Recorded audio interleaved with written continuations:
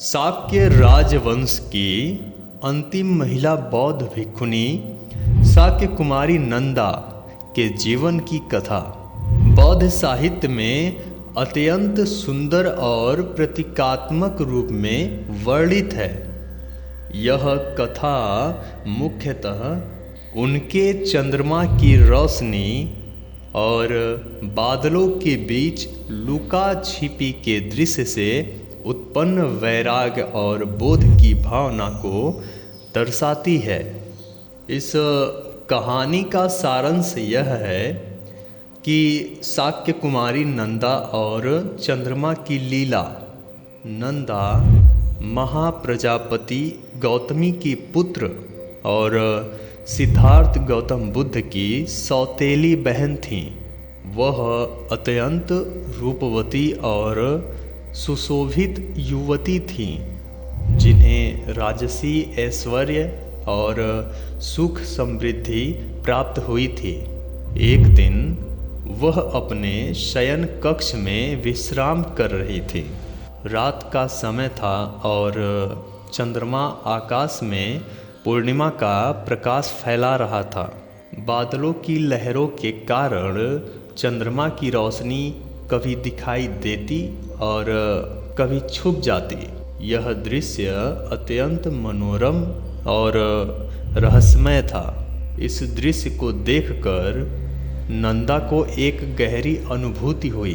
यह चंद्रमा की रोशनी जीवन की नश्वरता और स्थिरता की प्रतीक है। जैसे चंद्रमा बादलों के पीछे छिप जाता है, वैसे ही जीवन के सुख, सौंदर्य और यौवन भी अस्थायी है। यह सब एक क्षण में मिट सकता है। इस अनुभव ने उन्हें गहन वैराग्य का मतलब निर्वेद और बोध प्रदान किया। उन्होंने समझा कि संसार की वस्तुएं और सुख क्षणिक हैं। इसी वैराग्य के प्रभाव से उन्होंने महाप्रजापति गौतमी के साथ ही बौद्ध भिक्षुनी बनने का निर्णय लिया। यह कथा मुख्यतः पश्चिमी बौद्ध साहित्य और पाली विनय पिटक की भिक्षुणी संबंधी कथाओं बौद्ध ग्रंथों में वर्णन और संदर्भ में मिलती है। आइए अब यहाँ देखिए थेरी गाथा। यह पाली ग्रंथ बौद्ध भिक्षुणियों की आत्मकथाओं और अनुभव की कविताओं का संग्रह है।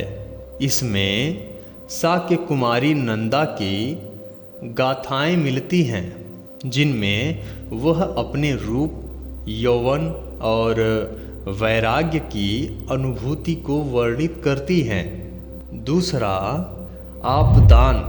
यह पाली कैनन का हिस्सा है, जिसमें थेरों और थेरियों मतलब बुद्ध के वरिष्ठ शिष्यों की पूर्व जन्म कथाएं और वर्तमान जीवन के कर्मों का वर्णन मिलता है। यहाँ नंदा की कथा विस्तार से मिलती है। तीसरा, विनय पिटक चुल्लवग्ग। इसमें महाप्रजापति गौतमी और अन्य महिलाओं के संन्यास ग्रहण करने का उल्लेख है। साथ ही नंदा का नाम भी आता है। चलिए अब देखते हैं कि कथा का बौद्धिक संदेश क्या है। जैसे अनित्य। सागर की हर वस्तु नश्वर और अस्थिर है। वैराग्य। जब व्यक्ति भोग और सौंदर्य के मोह से ऊपर उठता है। निर्वाण की ओर प्रेरणा।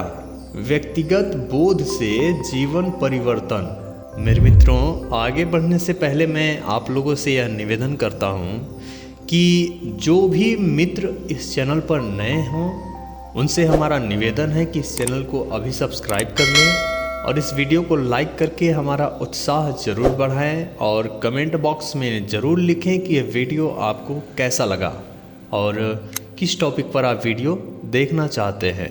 इस चैनल को सब्सक्राइब जरूर करिएगा। तो चलिए अब आगे देखते हैं।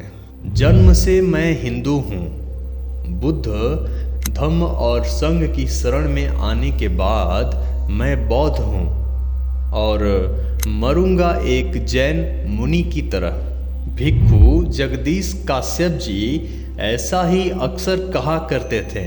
प्रकृति का संयोग देखिए कि राजगीर के जिस जापानी बुद्ध विहार के कक्ष में भदंत काश्यप जी ने 1950 में नव नालंदा महाविहार की रूपरेखा तैयार की थी, उसी कक्ष में 28 जनवरी 1976 को परिनिर्वाण हुआ।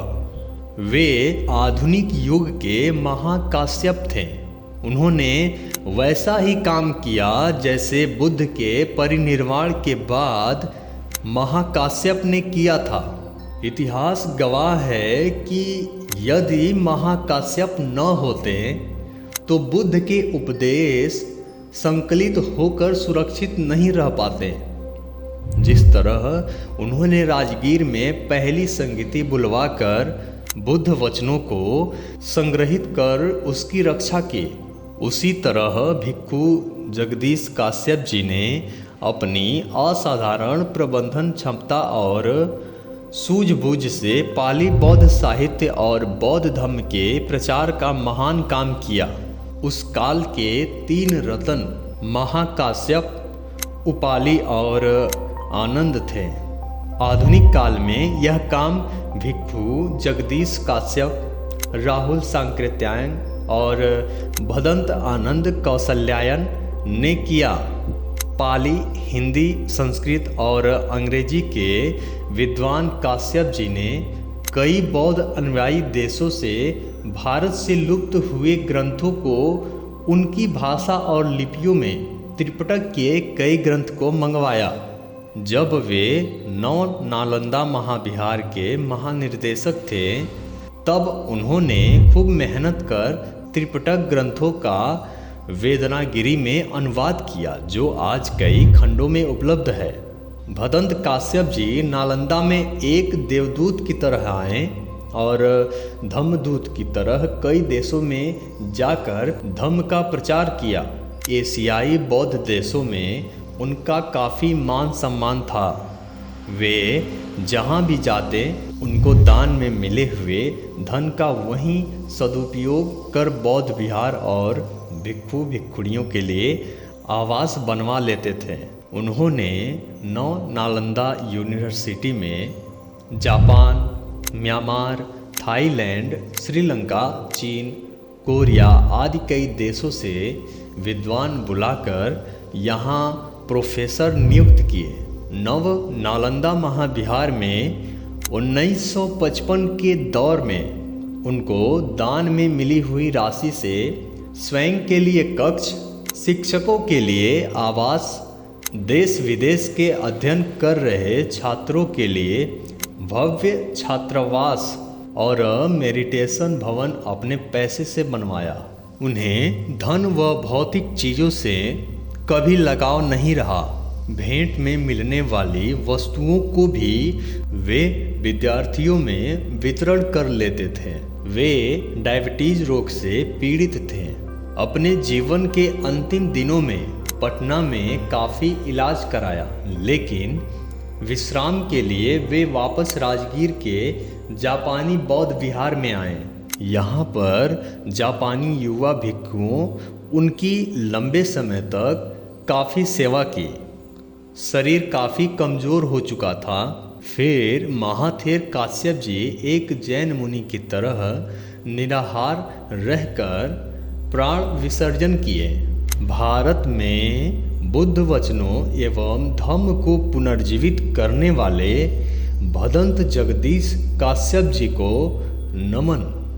मेरे मित्रों, आप लोगों से मैं एक बार फिर निवेदन करना चाहूँगा कि जो भी लोग अभी तक इस चैनल को सब्सक्राइब नहीं किए हैं उनसे हमारा निवेदन है कि इस चैनल को अभी सब्सक्राइब कर लें और आपके मन में जो भी प्रश्न उठ रहे हों उसको कमेंट बॉक्स में ज़रूर लिखें और लिखकर यह भी बताएं कि यह वीडियो आपको कैसा लगा और हम किस टॉपिक पर आगे वीडियो बनाएं। तो ज़्यादा से ज़्यादा कमेंट करें आप लोग और इस चैनल को सब्सक्राइब ज़रूर कर लें। और जो भी मित्र इस वीडियो को अभी तक देख रहे हैं उन सबको बहुत बहुत मंगल कामनाएं। मिलते हैं आपसे अगले वीडियो में। नमो बुद्धाय।